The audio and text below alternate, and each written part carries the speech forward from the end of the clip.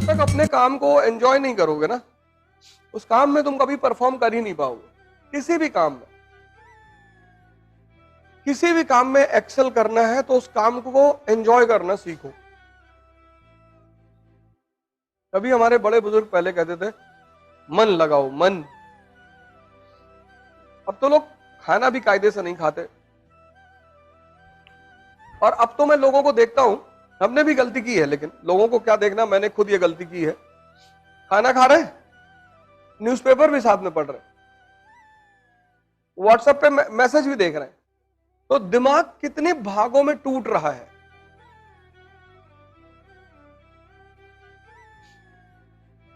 मतलब आपका दिमाग इतनी भागों में टूट रहा है कि आप अंदाजा नहीं लगा पाओगे कि आप अपने साथ क्या कर रहे हो।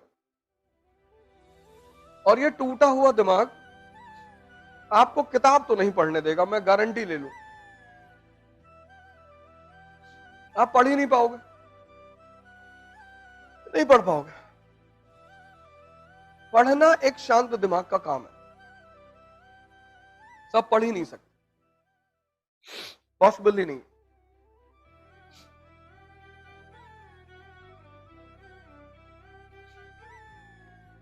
तो भारत में पुलिस डिपार्टमेंट का जो इतिहास है, मॉडर्न पुलिस डिपार्टमेंट का, वो शुरू होता है कॉर्नवालिस से।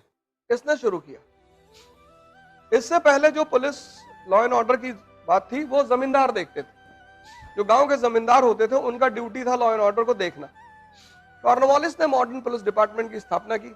उसने पूरे शहर को, मान लो शहर है इलाहाबाद या कानपुर, तो उसको थानों में बांट दिया। रावतपुर थाना, गीतानगर थाना, गुरुदेव थाना, फजलगंज थाना। और फिर इन थानों में जो चीफ होता था उसको दरोगा बोलते थे। और इन सारे थानों के ऊपर एक बॉस होता था, उसको बोलते थे सुपरिंटेंडेंट ऑफ पुलिस। और इस डिपार्टमेंट का गठन किया गया था, अंग्रेजों ने किया था, अपने इंटरेस्ट की पूर्ति के लिए। जो भी मना करेगा, सरकार के विरोध में जाएगा, ये उसको यूज करेंगे, मारेंगे उसको। कर्जन जब भारत आया तो उस वक्त स्वदेशी मूवमेंट की नींव पड़ रही थी। कांग्रेस में मॉडरेट के साथ साथ एक्सट्रीमिज्म भी पैदा हो रहा था। तो इसको अब एक मजबूत पुलिस डिपार्टमेंट की जरूरत थी। तो इसने फ्रेजर कमीशन अपॉइंट किया। एंड्रू फ्रेजर उसका चीफ था, और इसने फ्रेजर कमीशन अपॉइंट किया। और कमीशन ने रिपोर्ट दी कि डिपार्टमेंट अनडिसिप्लिन्ड है और कमजोर है। तो इसने पुलिस ट्रेनिंग इंस्टीट्यूट खड़े किए और सीआईडी नामक एक गुप्तचर विभाग बनाया। फिर मैंने कहा कि जब देश आजाद हुआ तो हमने डिसाइड किया कि पुलिस डिपार्टमेंट को हम अपने प्रशासन का हिस्सा रखेंगे। इस देश में अगर 24 घंटे पुलिस को हटा लिया जाए, हमारा आपका जीना मुश्किल हो जाएगा, नहीं रह पाएंगे। ये जो आपको लगता है कि पुलिस हमारे साथ बदतमीजी करती है, कितने लोग हैं जो पुलिस वालों को देखने के बाद उनके मन में यह भाव पैदा होता है कि ये लोग हमारी रक्षा करते हैं? शायद ही किसी के मन में होता हो। और ऐसा कौन सा डिपार्टमेंट है जो आप जाते हैं तो आपको गोद में उठा के आपका काम करता है? कोई है? पुलिस वालों के प्रति एक इज्जत का भाव सबको डेवलप करना पड़ेगा। बड़ा ऑफेंडेड फील करते हैं वो। आप खुद सोच के देखो कि आप अपने घर के लिए सब कुछ करो और उसकी कोई एक्सेप्टेंस ना हो। जैसे आप क्यों चाहते हो आपका सिलेक्शन हो जाए? क्योंकि आप मेहनत कर रहे हो। बिना सिलेक्शन के कोई मानेगा ही नहीं कि आप मेहनत कर रहे थे। कोई मानेगा? तो जो काम आप करते हैं, आप चाहते हैं उसकी एक्सेप्टेंस समाज में हो। 24 घंटे पुलिस वालों को हटा लो, सड़क पे चलना मुश्किल हो जाएगा। कोई जी नहीं पाएगा प्रदेश में, देश में। और फिर हमारा नेगेटिव एटीट्यूड इनके प्रति, उसमें उनकी गलती नहीं होती, उसमें भी उनकी गलती नहीं होती। 99% चोर बदमाश इन्हीं से दिन भर उनका पाला है। तो अगर वो चोरों से ऐसे बात करें कि और भाई साहब आपने कहां चोरी की कल रात में, फिर क्या होगा?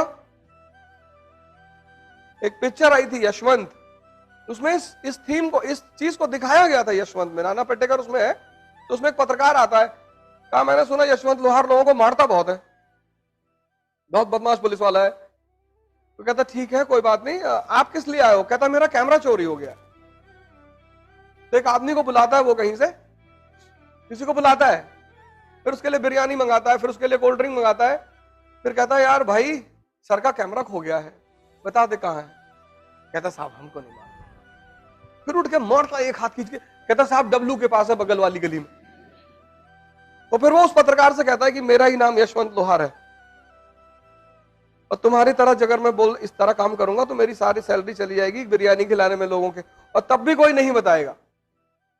पुलिस विभाग को इस देश के, इस समाज के, इस प्रदेश के नेगेटिव व्यक्तियों से जूझना पड़ता है, इसलिए उनके अंदर धीरे धीरे नेगेटिविटी आती है। लेकिन जब आप उनको सम्मान देंगे ना, जैसे कहीं पुलिस वाले आपको रोक ले, बाइक आप जा रहे हैं, गाड़ी पे जा रहे हैं, आपके पिताजी डीजीपी हैं, आप उधर के सर बोल दीजिए, अरे भाई साहब नमस्कार, उतने में तो पुलिस वाला 100 रुपया निकाल के दे देता है कि भैया जाओ। मैं अपनी टेस्टेड बात बता रहा हूं। भाई साहब नमस्कार, हाँ जी क्या हुआ जी? तो क्या भाई साहब चेकिंग चल रही? नहीं नहीं जी आप जाओ। जैसे आप इज्जत के भूखे हो, प्रेम के भूखे हो, वो नहीं भूखे हैं। यही पुलिस वाले रक्षा करते हैं, और इन्हीं पुलिस वालों को सब गाली देता है। सोचो आप उनके दिमाग पे, उनके मन पे क्या बीतती होगी। तो मैं आपसे रिक्वेस्ट करता हूं कि कम से कम आप जब भी उनसे मिले, भगवान ना करे आप उनसे डेली मिले, लेकिन समाज में रहते ही यथा कथा सामना हो जाता है। एक बार कानपुर में आईटी में एक प्रोग्राम था, यहां हम फैजल भाई जा रहे थे, पुलिस वाले चेकिंग पे थे, रोक ली गाड़ी, हमने सीट बेल्ट नहीं लगाई। यहां से निकले, मेन रोड पे पहुंचे, जब तक बेल्ट लगाते सामने पुलिस वालों ने रोक लिया। हाँ जी सीट बेल्ट नहीं लगाई। मैं निकला, मैंने कहा भाई साहब नमस्कार। हाँ जी। बोले भाई साहब आपने सीट बेल्ट नहीं लगाई थी। मैंने कहा गलती हो गई भाई साहब। मैंने इतना कहा भाई साहब गलती हो गई, कुछ बोले ही नहीं हो। अब आपको अगर हेलमेट लगाने के लिए कह रहे हैं भैया, ये तरबूज है ना, जब खुलता है ना तो टुकड़ों में खुलता है, फिर दुनिया को कोई डॉक्टर स्टिच नहीं लगा पाता। हाथ टूट जाए, पैर टूट जाए तो ठीक हो जाएगा। तभी तो जो हेलमेट का ऐड करती है, स्टड एक कंपनी है, वो हेलमेट का ऐड करती है, एक नारियल रखती है, उस पर हथौड़े से मारती है, नारियल बिखर जाता है, तो कहती है कि मर्जी है आपकी, आखिर सर है आपका। तो जो पुलिस वाले आपसे चार्ज फाइन लेते हैं ना, तो आपकी भला के लिए लेते हैं कि एक बार दंडित हो जाओगे तो जाके हेलमेट खरीद लोगे। फिर लोग क्या करते हैं, यहां पे पुलिस वालों से बचने के लिए 100 रुपए का हेलमेट खरीद लेते हैं। जब 1 लाख की बाइक पे चल रहे हो तो 5000 का हेलमेट नहीं खरीद सकते हो, और वो भी तुम्हारे सर को बचा रहा है। एक्सीडेंट्स जब होते हैं ना, सीट बेल्ट इतनी उपयोगी होती है, वो सारी चीज आपकी सुरक्षा के लिए, आपकी प्रिकॉशन के लिए, वो दुश्मन नहीं है आपके।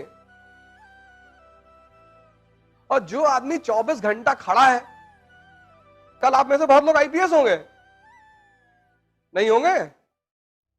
आपके घर में कोई भी हो, डीजीपी हो, सेंट्रल मिनिस्टर हो, आप प्यार से उनसे बात करें।